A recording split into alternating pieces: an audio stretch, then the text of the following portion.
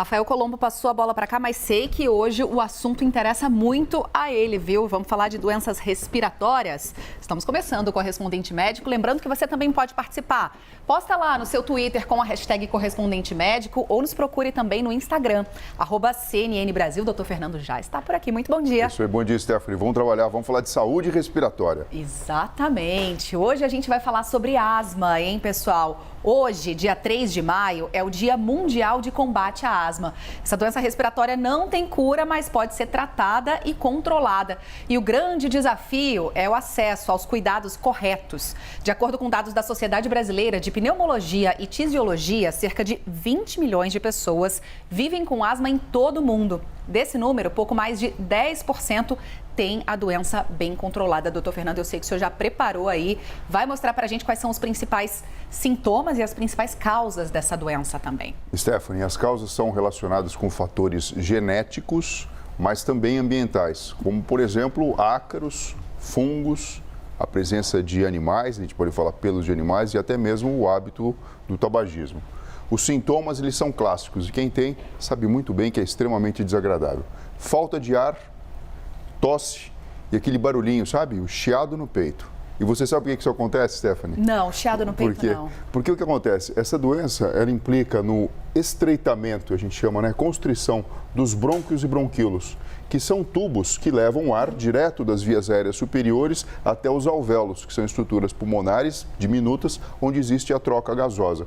Como esse tubo fecha, ao ar tentar passar, ele solta aquele ruído específico. Ah, maravilha, doutor Fernando. Agora a gente está falando aqui dos fatores, né? Fatores ambientais. Tem alguns aqui que a gente fica de olho e dá para controlar, né? Ou seja, é possível prevenir a asma, talvez controlando esses fatores ambientais? Se a pessoa já tem predisposição e já sabe que esses fatores ambientais, eles podem deflagrar uma crise ou colocá-la numa situação de maior fragilidade e vulnerabilidade, sim. Lógico que isso implica em alguns hábitos. Por exemplo, prestar atenção na roupa de cama, nos tapetes da casa, nas cortinas, muitas vezes removendo, deixando expostos, por exemplo, o próprio lençol, a própria fronha no sol, para que você possa eliminar esses pequenos elementos e com isso você empobrece o ambiente que você vive desses fatores que podem deflagrar uma crise de asma.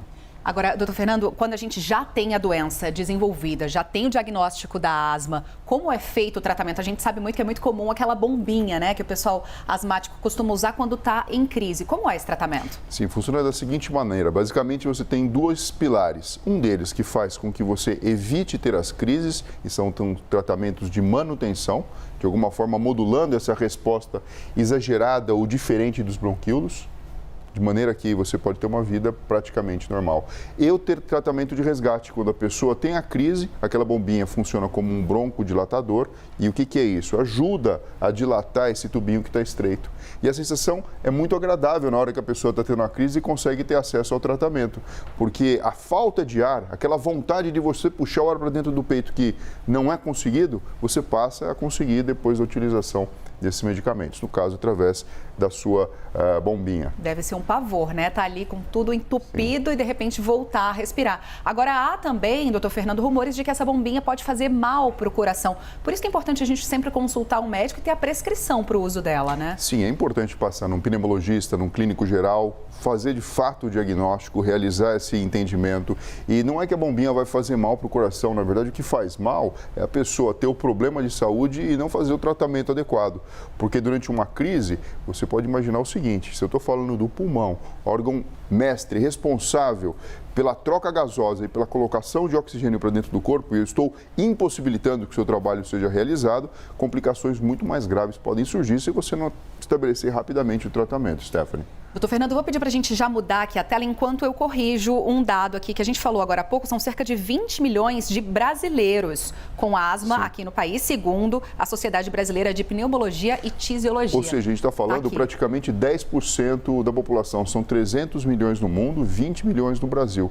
Então, quando você começou aqui conversando com o pessoal sobre o nosso correspondente médico de hoje, você alertou para um problema que é muito frequente na população.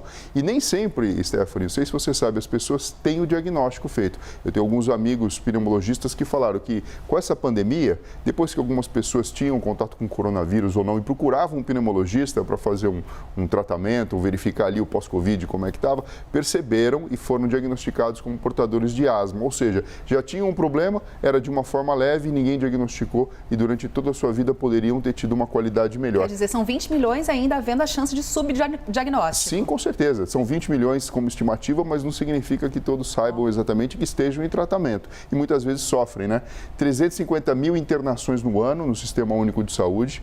Ou seja, é um número realmente relevante e é representado pela terceira causa de internações e hospitalizações também no Sistema Único de Saúde. Trazendo aqui uma informação bastante importante e mostrando que essas doenças que muitas vezes são crônicas e que não têm cura, merecem um diagnóstico preciso e tratamento adequado. Stephanie. Então vamos falar de diagnóstico, doutor Fernando. Como deve ser feito esse diagnóstico? A que a pessoa deve estar atenta e suspeitar de que pode ter asma? Bom, o diagnóstico é eminentemente clínico. Existem critérios e, principalmente, o clínico geral e o pneumologista são os especialistas que podem fazer esse diagnóstico e estabelecer um plano de tratamento a curto, médio e longo prazo, Stephanie.